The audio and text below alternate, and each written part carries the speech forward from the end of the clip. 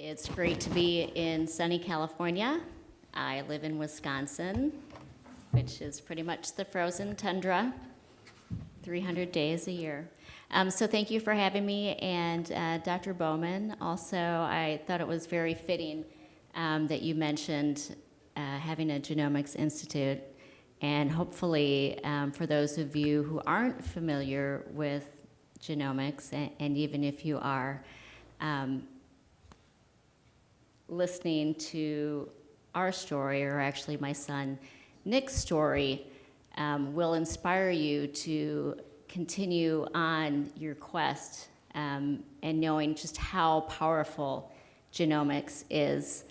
And listening to me talk up here, surrounded by all these PhDs and MDs, and before there was the Nicholas Volker 1 in a Billion Foundation. Really, you know, my title was just being Nick's mom. So, let's start here.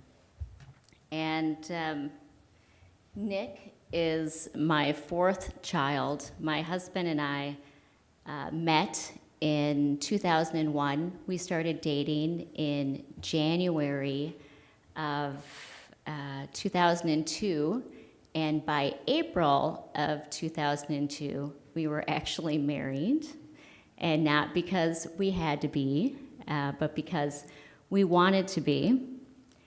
And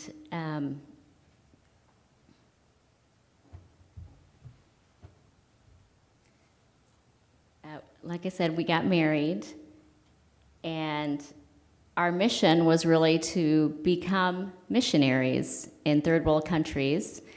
We started out, our first mission trip was going to be in Haiti, and I had a very precise plan after we got married that by 2004, we would actually be full-time missionaries with our family.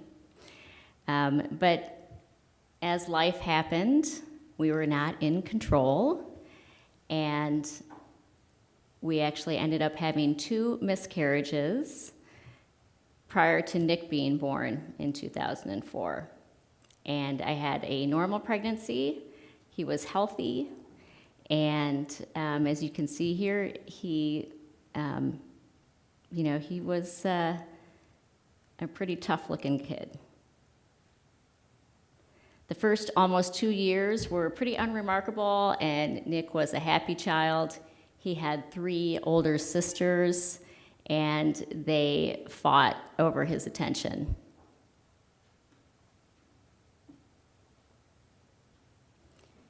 And here he is taking control.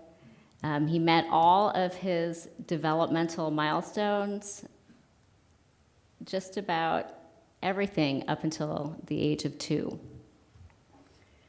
And then right before his 2nd birthday, we were at a water park actually celebrating one of his sister's birthdays, and we noticed that he had developed a golf ball-sized abscess. I grew up in a medical family. I called my father, who was a retired physician, right away, and he had suggested that I take Nick to the emergency room and just have them lance the abscess, and that he would heal, and we would go on from there. And so that's what we did. We took him to the emergency room, asked him to lance it, and we thought that was going to be the end of Nick's medical problems. But instead, the abscess wouldn't heal. He progressed with daily fevers, a wound that wouldn't heal. He developed constant diarrhea, and he went from a maximum of 26 pounds down to 17 pounds.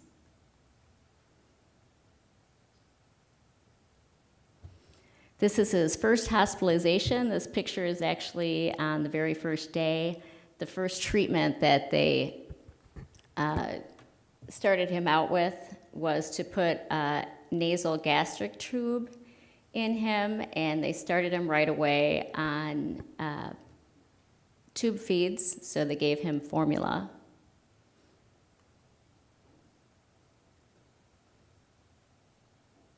But even with the 24-hour formula feeds, Nick became sicker, and he just became too weak to walk.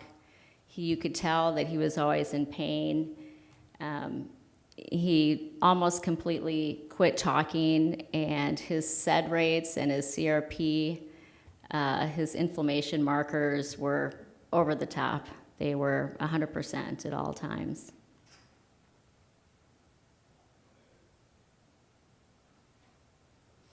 So we started out in Madison, Wisconsin, at the university there, and they just kept working him up for Crohn's disease, and they repeated those tests 3 times and just did not know what to do with them. The more they amped up the feeds, they were surprised, actually, that he would not gain weight.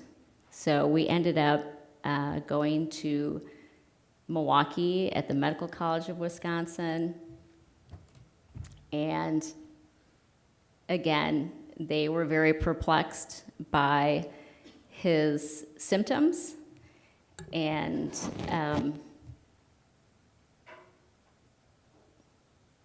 the first treatment that they gave him was Remicade, which is an infusion that's much like chemotherapy.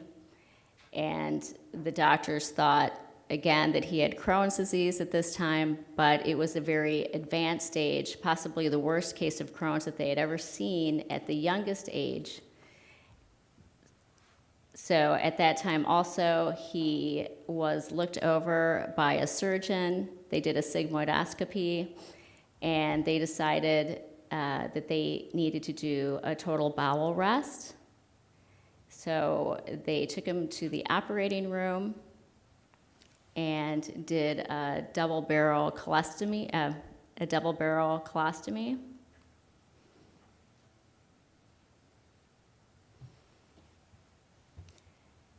And they thought that that would give him total bowel rest. And Nick seemed to get better for a while, and then we spent the summer pretty much in and out of the hospital. He went a week in the hospital, he would get better, they would give him his treatments, and then he would go home. And the summer of 2007, it just was back and forth, a week better. And then here, this is September of 2007, and this is his first bout of sepsis. Nick's actually being kept alive by 27 machines. You can see in the lower right picture, this is what his double barrel colostomy has become.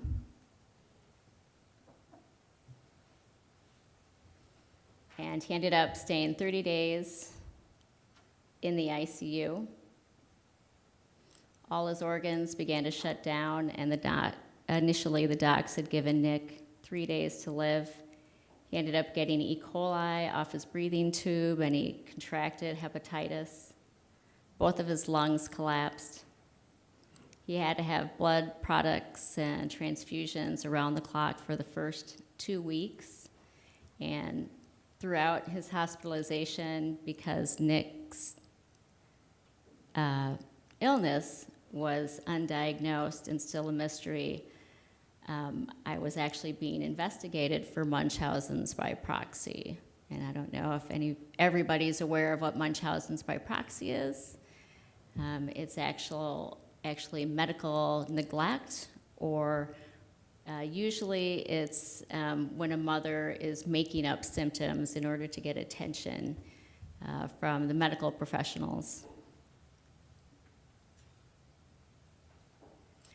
By the end of this hospitalization, 53 days, the immunologist had actually diagnosed Nick with autoimmune neutropenia, and they took away the Crohn's diagnosis. And they said that Nick was in remission and that he would grow out of it and just live to be a normal, healthy kid, and we would go from there.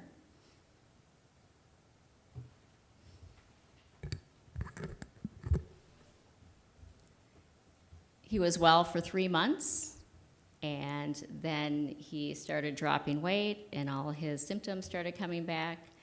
So in 2008, we got a second opinion from Cincinnati Children's Hospital, and he underwent typing and matching for a bone marrow transplant, but they still did not have a diagnosis for him. They did start him, however, on IVIG conditioning for a bone marrow transplant. And we went back to Wisconsin with that second opinion and with the protocol that Cincinnati had decided on. However, University of Wisconsin-Madison and the Medical College of Wisconsin all had different opinions. And so we were not allowed, Nick was not allowed to actually get that protocol in Milwaukee. But he was running out of time. He just kept getting sicker. And this is what his colon looks like in 2008. If you can see, besides where the colon is open, around that, there are wounds there. And the way Nick is presenting is that stool is leaking out of all of those wounds.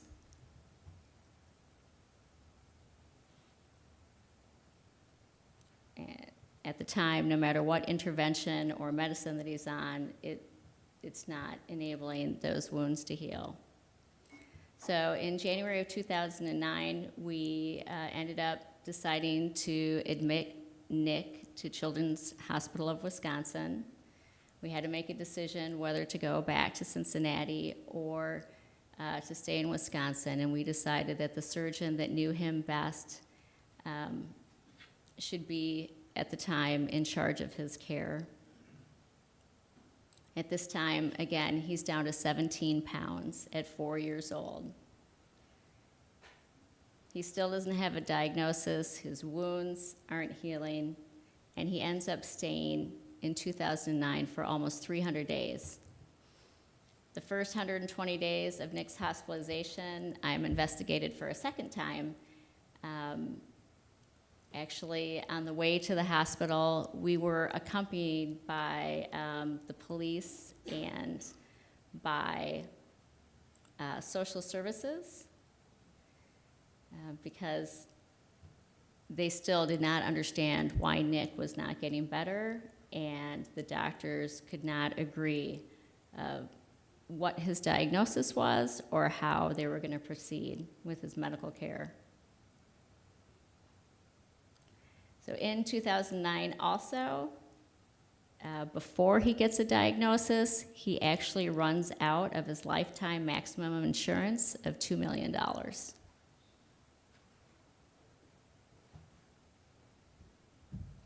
So this is Nick on the first day of his admit, and he's 4 years old there, and as you can see, he's quite frail.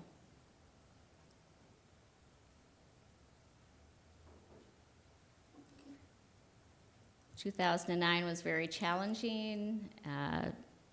Basically, they were just keeping Nick alive from day to day. His routine consisted of going down to the operating room every day for the first 3.5 months.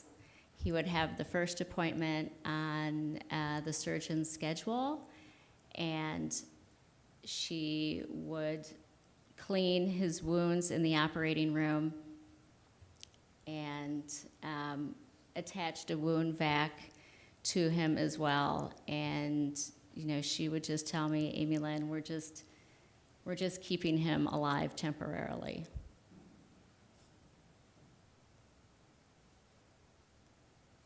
So in 2009, he actually ended up going into the operating room 100 times that year.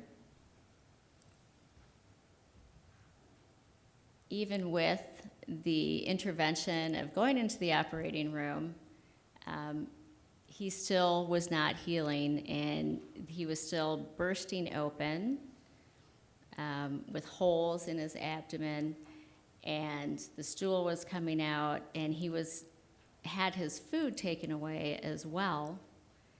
So he was only on TPN, which is basically IV nutrition. And at night, often in the hospital room, he would sleep with a box of bagels by his side. I did eventually, I had read about hyperbaric chamber therapy, which was experimental at the time. And so Nick also got approved to go into the hyperbaric chamber. So then our routine became going to the operating room in the morning, getting his wounds cleaned out, and then we would walk over to the hospital next door at Freighter, and he would actually go in by himself. I don't know if you're familiar with that, but it can be quite scary with that pressure chamber.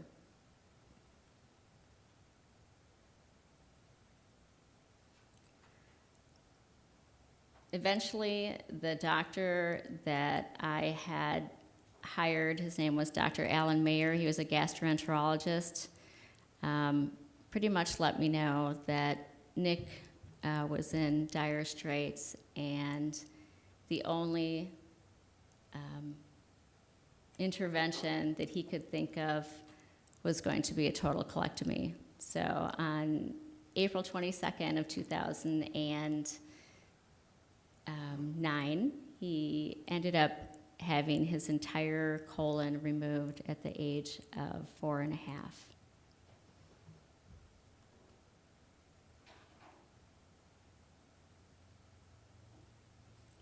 And here is a picture of what the diseased colon looks like then. And you can see some of the skin is also coming off of him at this point. It's just ripping open.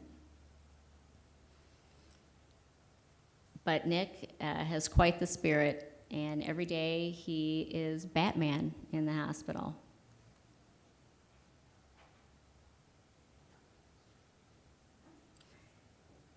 This is Nick just an hour after he woke up after his colon surgery, removal of the colon, the colectomy, and it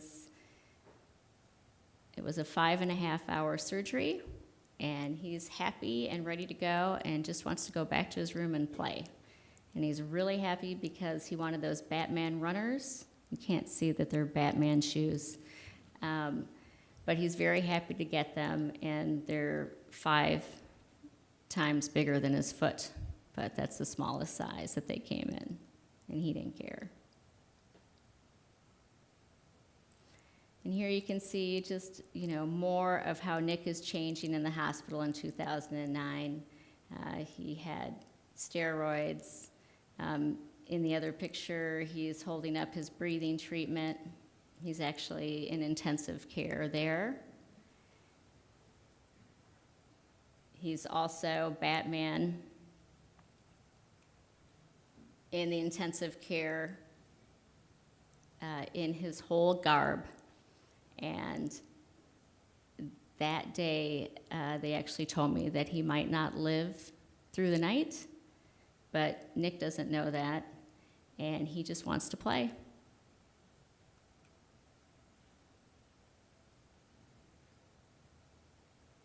So after the colectomy, Nick seemed to get better for a little while. He was able to walk again for about a month, and he was seemingly getting better. But he was still living in the hospital, and his 4-inch incision ripped open in June. So Dr. Mayer came into our room one day and proposes DNA sequencing. Nick, at this time, has failed all the treatments that the hospital has given him, and he's dying. They're very blatant about telling me he's dying.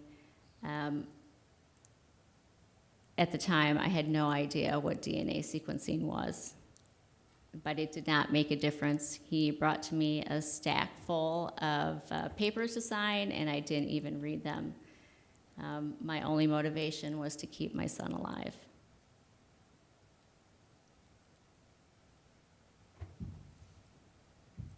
This is Nick in 2009. They did end up doing immune ablation, and that was the last treatment that he had. And that was conditioning for a transplant without actually going to transplant. So it's very high doses of chemotherapy.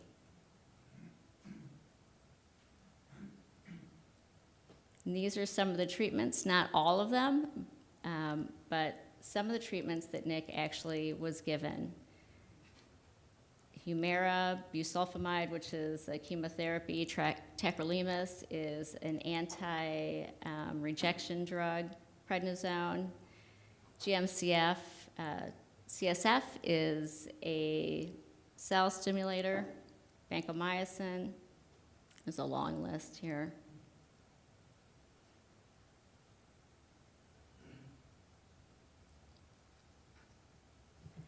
And this is Nick with his ileostomy, and that is what a stoma, pretty much what it should look like.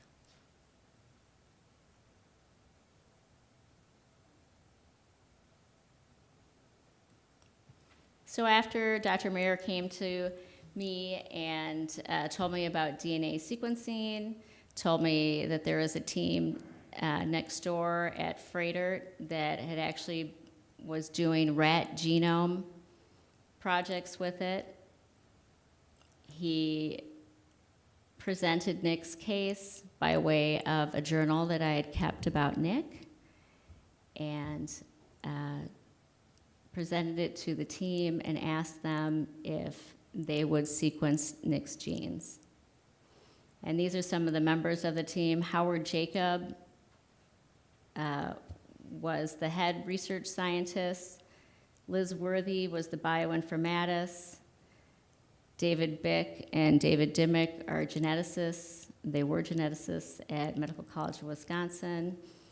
And then they actually used the capture array from Roche Nimblegen, and that was with Tom Albert and Christina Middle that helped came up with the tool to sequence Nick's genes.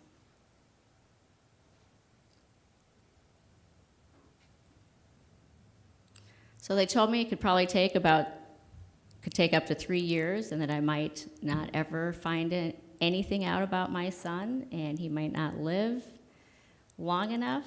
But actually, it was only about 3 months, and they found 2 markers for 2 rare diseases. One is XIAP. He had a 1 in a billion mutation of that disease, and XLP, which is X-linked lymphoproliferative disease. And with the X-linked lymphoproliferative disease, Nick was able to have a bone marrow transplant, which he did get in July of 2010. 30 days post-transplant, he did develop encephalitis, a brain infection. And he also developed a life-threatening skin disease called graft versus host disease.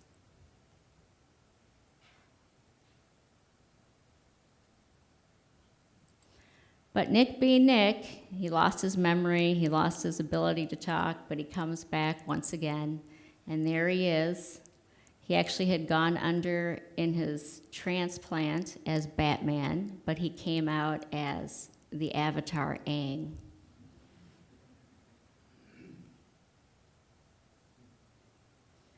And he got most of his memory back and most of his cognitive abilities, and there he is, happy as ever, even though he is hooked up with many lines.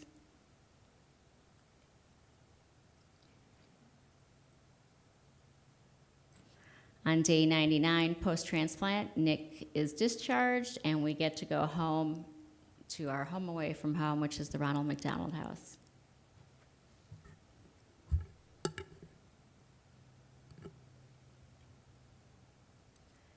So Nick now is the $6.5 million kid,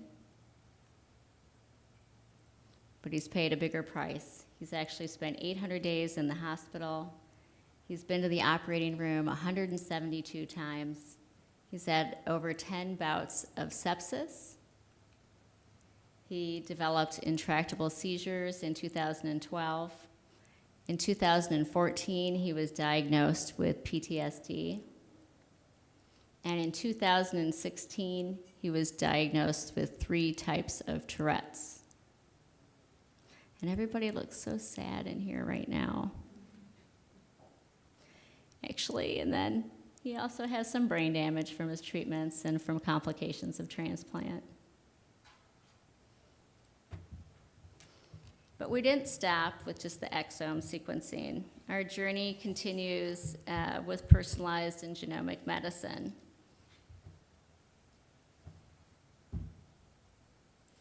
When Nick failed 14 anti-seizure therapies, I actually went back to Howard Jacob, who headed the team with the exome sequencing, and asked for whole genome sequencing to look for epilepsy markers.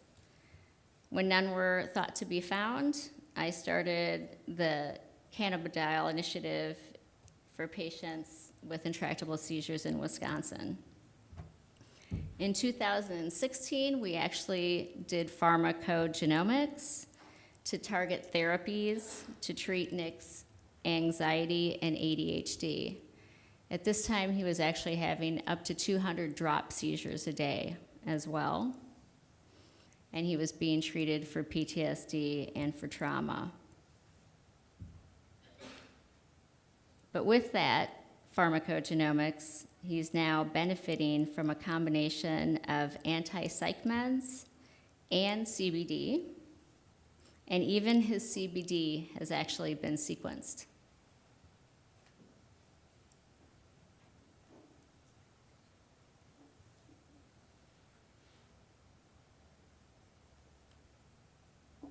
So we've actually gone with personalized and genomic medicine from 138 cares a day and medicine down to 3 meds a day and ostomy cares.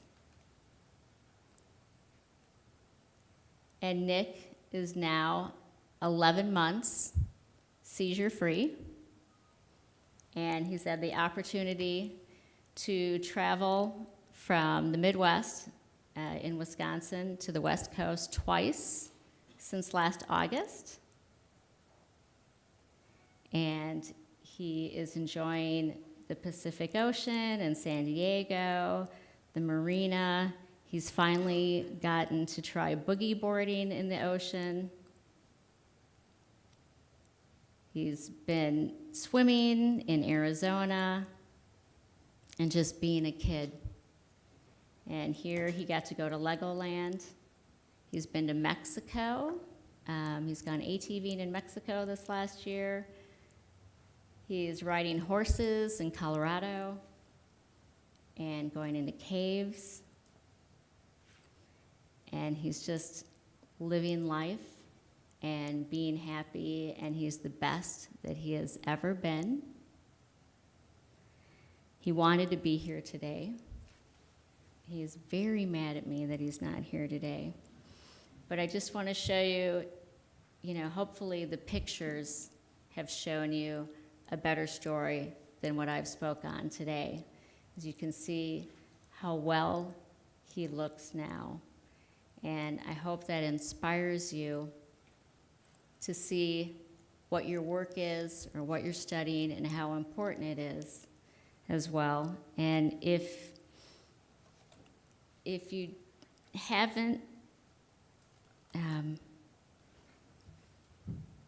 if that doesn't show you enough, even the economical value of personalized medicine. Nick's bills started out being almost $1 million each year. One year it was actually $2 million.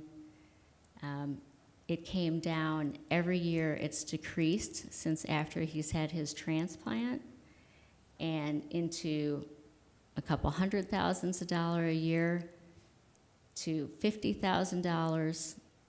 And this year it's June, and we're at the $15,000 mark for the entire year.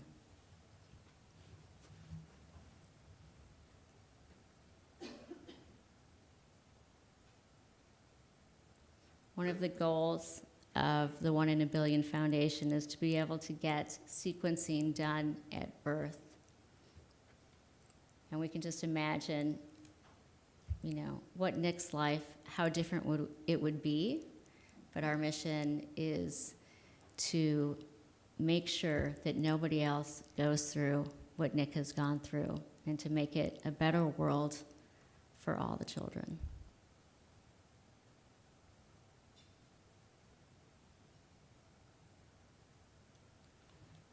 Thank you. Does anybody have any questions?